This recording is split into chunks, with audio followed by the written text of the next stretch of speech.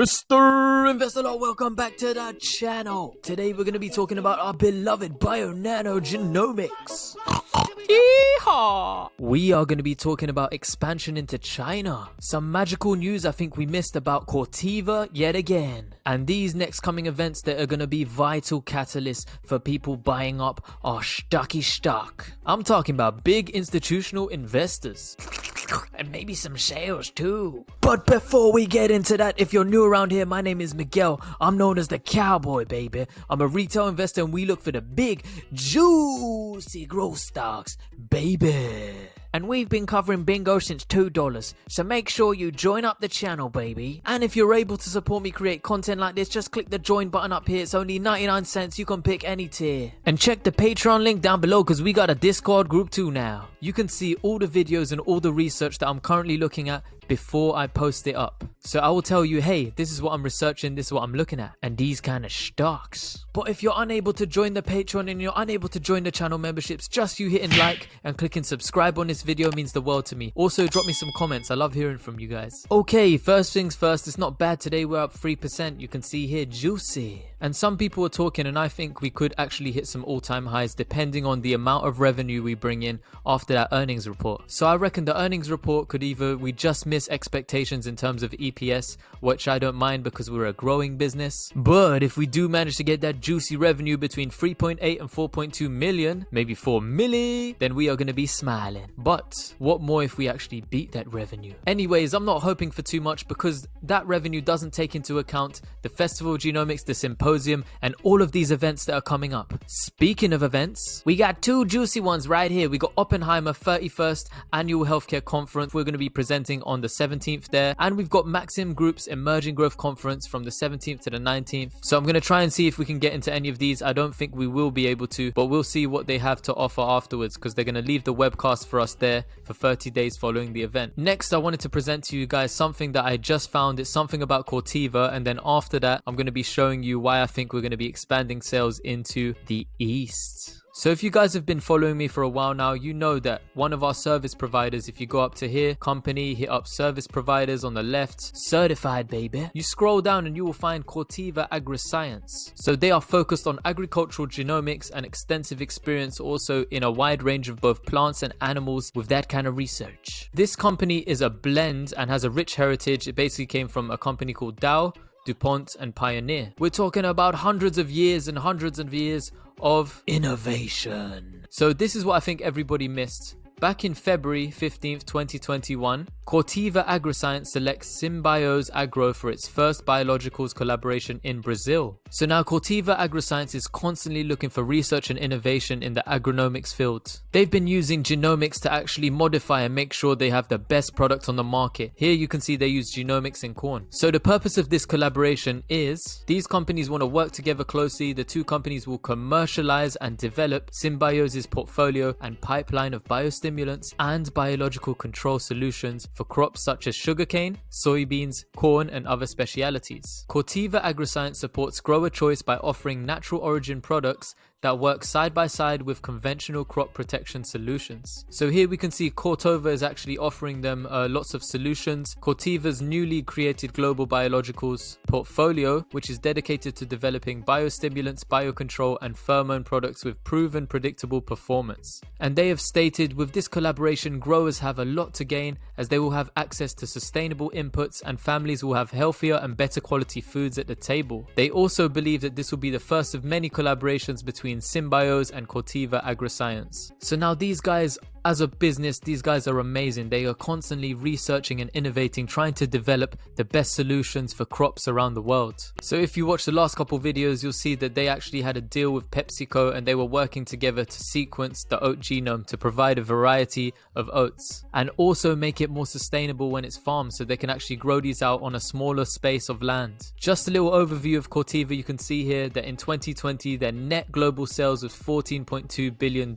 They're a huge company. You can see here they have over 100 crops. They have nearly 16,000 granted patents, 10 million customers worldwide. And here's what's interesting to me.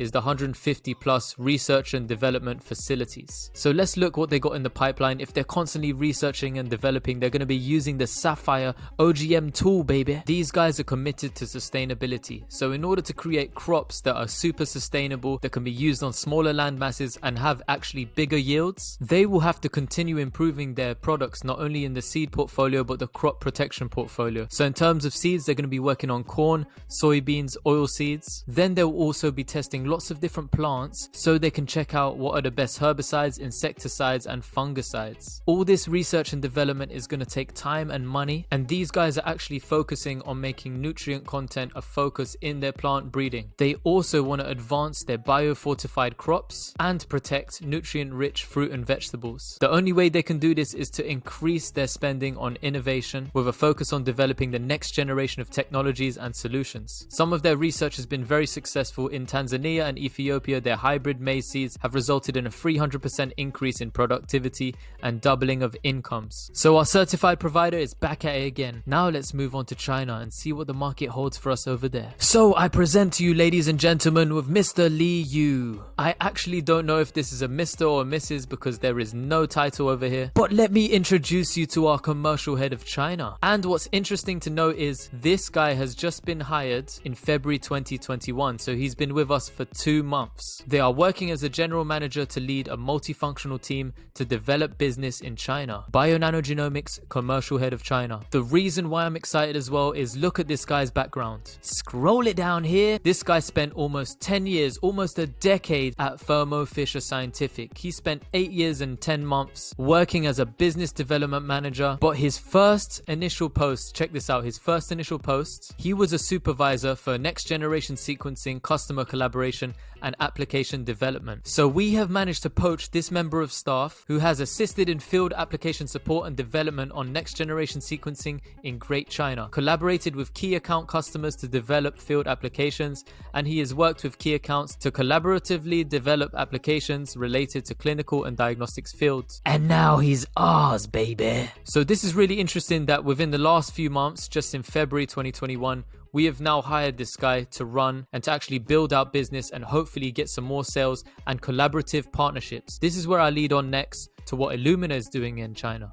This is a press release from Illumina's website. We can see here Illumina has partnered with Sequoia Capital China Partner to launch Genomics Incubator in China. So what they've been doing here is actually partnering with a leading investment firm, which is what Sequoia Capital China is. They've announced a collaboration to catalyze the startup ecosystem in China with the launch powered by Illumina. So they're going to be focusing on building up life sciences startup companies, advancing breakthroughs in applications in genomics. As we know, there's a lot of speculation surrounding Illumina and us as well. There may be something on the cards, we don't know yet. This could either be a synergistic partnership or it could be us getting bought out. But that's just word on the curb, baby. We don't know yet. Next, let me present to you this. So recently, when I was at the AGBT general meeting, when we were looking at all these genomic companies presenting, they were saying that we've managed to, work on the genome, the human genome, and we've been mapping out the European version of the genome. But we have yet to do this with a lot of other races. So I went into Bionano Genomics study portfolio and I found this, baby. So this study covers whole genome analysis of the Chinese population and de novo assembly of a northern Han genome. So what they wanted to do was actually look at genetic predispositions, genetic mechanisms of disease, and physiological traits. And they managed to use and combine sequencing strategies of PacBio 10x genomics and then Bionano Genomics optical mapping. And I think these kinds of studies were just the beginning, because if we take a look what China's currently spending cash on, we can see that China is currently ramping up their tech commitment in a 5-year plan. They're eyeing a 7% boost in their research and development spending, and these are going to be in some key areas. China highlighted 7 key areas related to technology. It aims to boost next generation artificial intelligence, quantum information, brain science, semiconductors, and genetic research. Ooh. So exactly what Illumina is doing, you can see here, the government said it will also support foreign funded companies to set up research development centers in China and called for China to establish international science and technology related organizations within the country. And we've all heard the rumors about BGI being crazy cheap for genomics, and the Chinese state has now funded and invested in the gene firm BGI. BGI, formerly known as Beijing Genomics Institute. So a little bit about this group. The BGI group, which runs a massive gene data bank in China, has DNA sequencing contracts with health firms and universities worldwide. And back in February, this rumor came out. China's BGI said it can sequence a genome for just $100. This article is stating that super cheap DNA sequencing could boost cancer screening, prenatal tests, and research into population genetics. And we go hand in hand with these sequencing companies. You know us, baby. Bionano. To top it all off, we've got a PRN Newswire article here. Genomics market is worth $54.4 billion by 2025, and I think that's on the low side. This article also states that the Asia Pacific region is the fastest growing region of the genomics market in 2019. So I pray we get in there with Illumina, because if we get in there with Illumina, they've been increasing awareness about newer genomics technologies such as NGS and expansion to key players to strengthen their presence in the APAC region. The government is supporting these genomic projects, and if we get that synergistic partnership with them, we'll be in there like swimwear. And you know our boy Joe, the best bartender in the West. Thank you, Indifferent Crayon. Let me get one of those OGM cocktails, Mr. Joe Butler. Yeehaw! I also wanted to show you this Nature article I nearly forgot. It's China's 5-year plan focusing on scientific self-reliance, and this has been their booming budget for science. You can see it's just grown exponentially through the years. They really want to focus on what's important to them, and as we can see, genomics is part of that plan. These guys are pushing so hard for it that any researchers who pursue the opportunity to continue in this field will receive a salary and other benefits. So hopefully we're going to have a very juicy earnings report, but I'm not even sweating if we don't, because I know in the next few quarters there's going to be some amazing revenue coming in. I think we're going to start smashing it and doubling up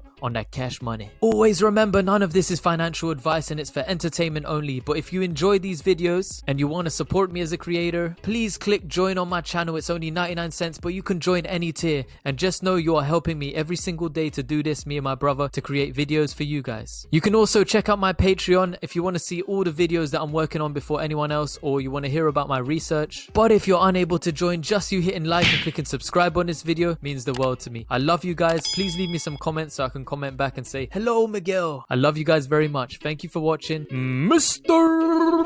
Investor Lord, over and out, baby.